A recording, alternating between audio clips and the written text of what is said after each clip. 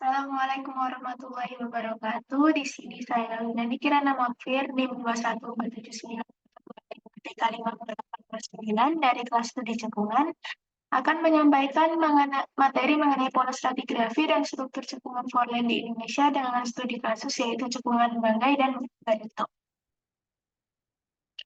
Masuk ke materi yang pertama yaitu mengenai cekungan Banggai. Geologi regional cekungan Banggai. Cekungan Banggai merupakan sebuah cekungan yang berumur neogen akhir yang terletak pada daerah tumbukan antara mikrokontinen Banggai Sula dengan busur vulkanik lengan barat Sulawesi. Tumbukan terjadi akibat pergerakan ke arah barat dari mikrokontinen Banggai Sula sepanjang patahan Sula Sorong. Cekungan ini meliputi daerah pantai dan daerah lepas pantai. Daerah Sulawesi bagian timur dan termasuk bagian dari kompleks koalisi pada bagian barat dan platform Banggai Sula yang relatif stabil pada bagian timur. Selanjutnya ada tatanan tektonik. Apabila bisa dirangkum, saya membagi tatanan tektonik dari cekungan Banggai Sula menjadi 6 tahapan. Yang pertama yaitu cekungan Banggai adalah bagian dari lempeng benua Australia yang dikenal sebagai Banggai Sula mikrokontinen yang memisahkan diri selama zaman Mesozoik akhir. Proses yang kedua adalah lempeng mikro mengalami pemekaran dan subduksi kerak oseanik ke arah barat. Sehingga akibat dari pemekaran tersebut, produk-produk sedimentasi mulai bermunculan. Pada kala Miosen akhir sampai Pliosen awal, Banggai bertumbukan dengan lempeng Asia. Struktur pasif di paparan tali bahu sebagai produk massa kompresif. Overthrust yang terjadi akhirnya membentuk cekungan pada Banggai yang kita kenal sebagai cekungan Banggai. Struktur geologi pada cekungan Banggai. Struktur geologi yang mendominasi kawasan ini adalah sesar naik dan sesar mendatar, yang merupakan karakteristik struktur di Ophiolite Zone. Arah utama sesar naik adalah NISW, sesar mendatar berarah NWSE dan membentang sepanjang beberapa ratus kilometer. Stratigrafi regional daerah Banggai Sula. Banggai Sula mikrokontinen memiliki urutan stratigrafi yang diurutkan berdasarkan umur dari Paleozoikum hingga kuarter. Batuan alas atau basement merupakan gabungan antara batuan metamorf dan granit yang berumur Paleozoikum. Shell rock yang berumur Jurassic sampai Cretaceous terendapkan secara tidak selaras di atas basement. Batuan karbonat Salonic Group berumur Eosen sampai Late Miocene terendapkan tidak selaras di atas shell rock. Ditandakan dengan time gap pada zona umur Paleosen.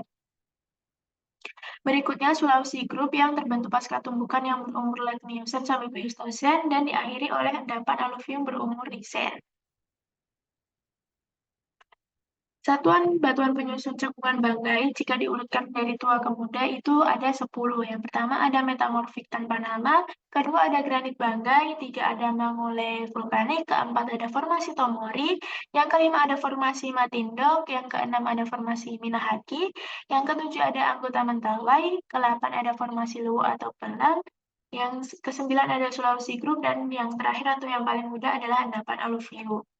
Kita bahas satu persatu. Dari nomor 1 adalah metamorfik tanpa nama.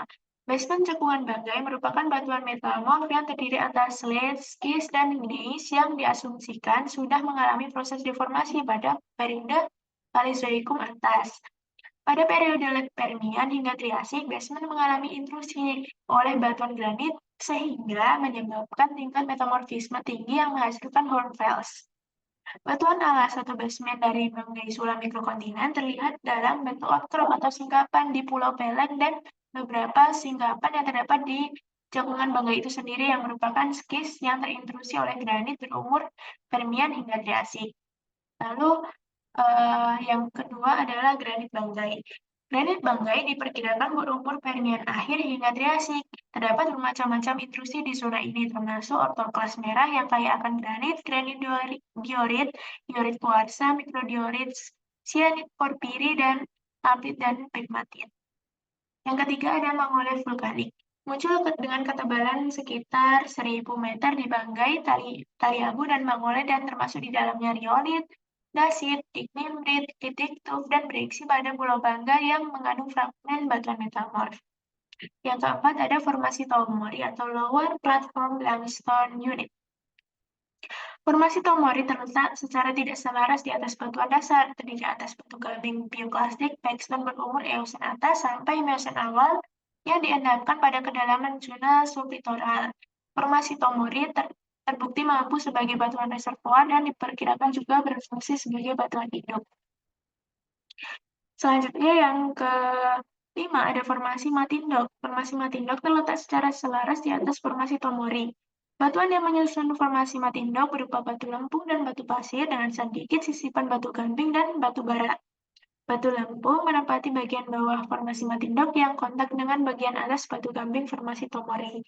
Nah, sesuai dengan urutannya yang tadi kan, yang lebih tua itu ada Tomori dan di bawahnya itu ada Minahaki yang akan kita bahas. Formasi Minahaki menindih secara selaras di atas formasi Matindok dan ditutup oleh endapan fris berumur Miosen atas hingga Pleistocene dari formasi Kintom, formasi Poh, dan Celebes Molase. Formasi Minahaki terdiri dari batu gamping terumbu, batu gamping bioklastik, batu gamping backstone sampai wetstone, dan dolomit. Selanjutnya yang ketujuh ada anggota mentawai. Batu gamping terumbu anggota mentawai terletak di bagian atas formasi Minahaki dan tersusun oleh batu gamping backstone sampai bonestone. Fosil yang ditemukan pada batuan ini menunjukkan umur Miocene atas.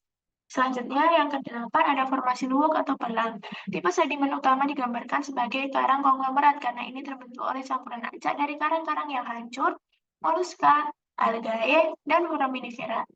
Pengendapan terjadi di bawah kondisi energi yang tinggi. Dalam beberapa kasus, kemungkinan berasosiasi dengan lereng curam sesar aktif yang mengindikasikan seluruh wilayah tetap menyisakan aktivitas geologi yang aktif. Selanjutnya yang kesembilan ada Sulawesi Group. Terdiri dari formasi Poh berupa batu lempung dan batu gamping, formasi Kintom berupa batu lempung, batu gamping, dan batu pasir, formasi Biak berupa batu pasir, batu lempung, dan batu gamping, serta terdapat endapan molase. Formasi ini diendapkan pada lingkungan inermeritik sampai Otrobatial. Nah, formasi yang paling muda yang menyusun cekungan cekungan Banggai adalah endapan aluvium. Endapan aluvium berupa lempung, lanau, pasir, dan gravel yang berasosiasi dengan rawa-rawa sungai dan pantai yang muncul dalam lokasi yang bermacam-macam di sekitar pesisir. Nah, masuk ke cekungan yang selanjutnya yaitu cekungan Barito. Geologi regional cekungan Barito terletak pada bagian tenggara Kalimantan. Nah, kalau pada gambar itu terletak pada bagian sedikit ke selatan tapi miring ke arah kiri. Jadi terhitungnya ke bagian tenggara Kalimantan. Cekungan Barito di sebelah barat dibatasi oleh pegunungan Swanar, sebelah timur pegunungan Meratu, sebelah utara dibatasi oleh cekungan Kutai. Stratigrafi Kalimantan berkembang di atas batuan dasar pratersier. Batuan dasar merupakan sedimen Paleozoik dan Mesozoik yang berubah dan terlipat selama orogenase pratersier. Sementara batuan sedimen tersier berada tidak selaras atasnya dengan lingkungan pengendapan kontinen, transisi, dan laut terbuka.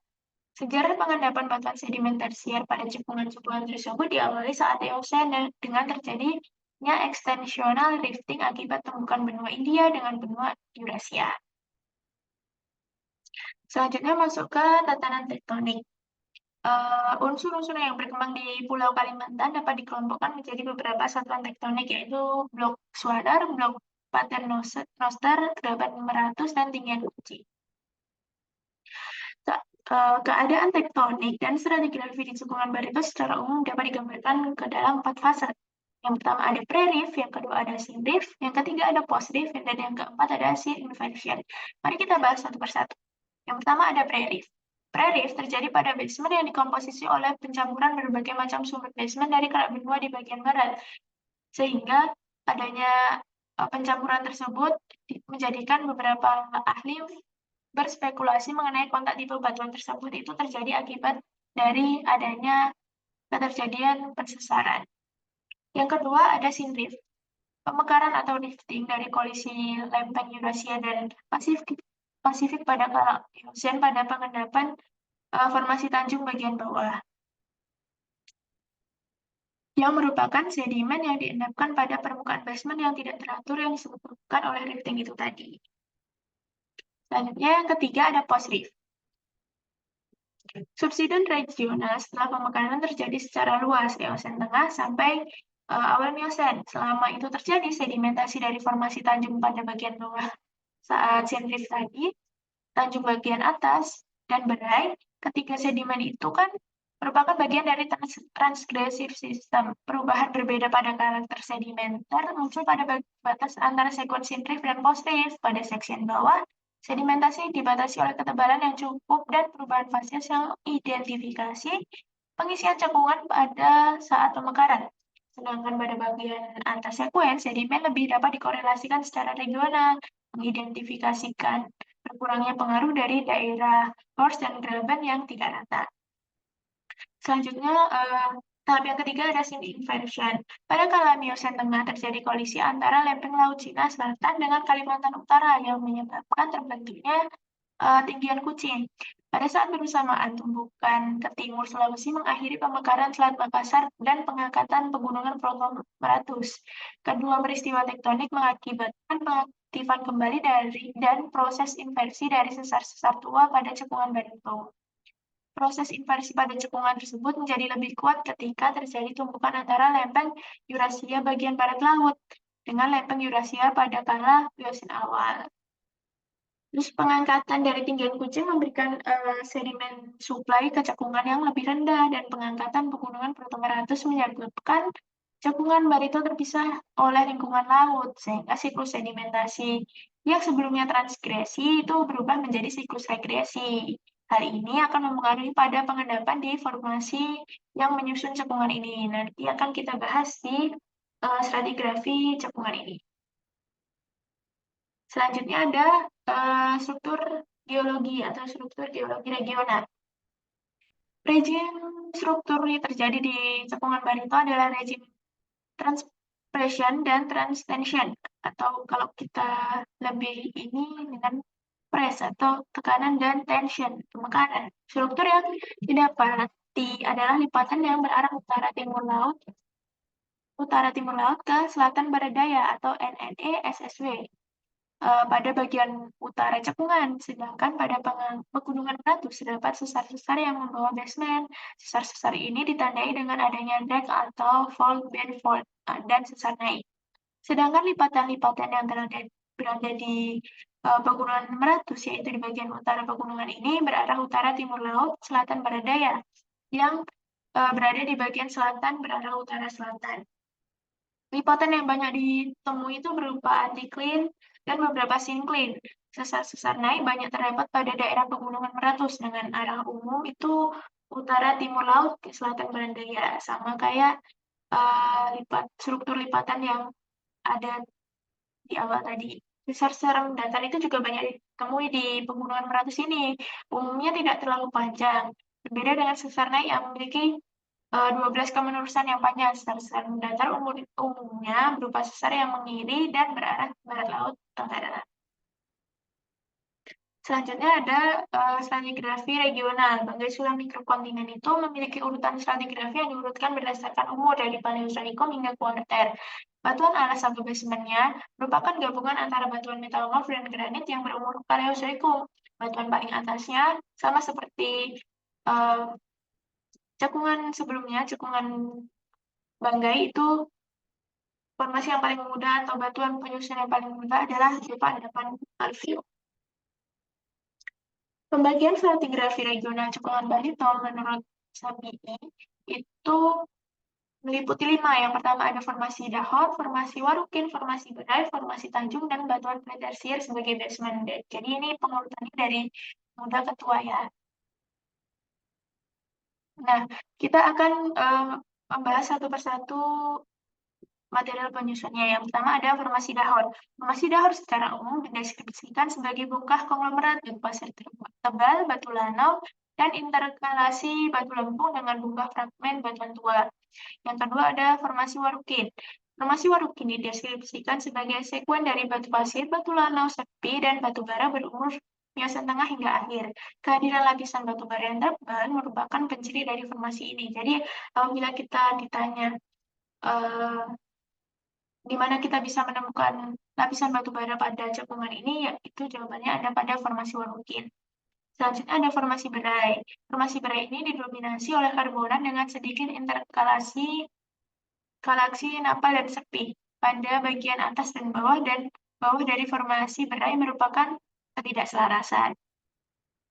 Selanjutnya ada formasi Tanjung yang sudah sempat kita bahas pada um, tektonika tadi sebelumnya. Formasi Tanjung merupakan strata tersier paling bawah pada cekungan barito secara umum antara Eosen sampai Oligosen. Kontak antara formasi Tanjung tidak selaras dengan formasi berai. Secara litologi, formasi Tanjung itu dapat dibagi menjadi 3 anggota dari bawah ke atas. Yang pertama itu ada anggota batu pasir konglomerat itu sampai sepi, yaitu merupakan anggota bawah dari formasi Tanjung.